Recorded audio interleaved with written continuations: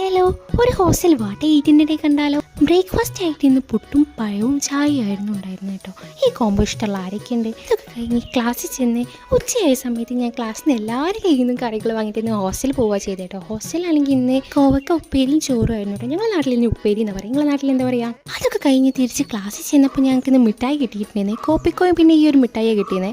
ഇതിൻ്റെ ഒക്കെ ഞാൻ എന്തായാലും ഭദ്രമായിട്ട് എടുത്ത് വെച്ചിട്ടുണ്ട്. ഈവനിങ് ഒക്കെ ആയപ്പോൾ ഞങ്ങൾ ജസ്റ്റ് ഒരു ഔട്ടിങ്ങിന് പോയിട്ടുണ്ടായിരുന്നു കേട്ടോ.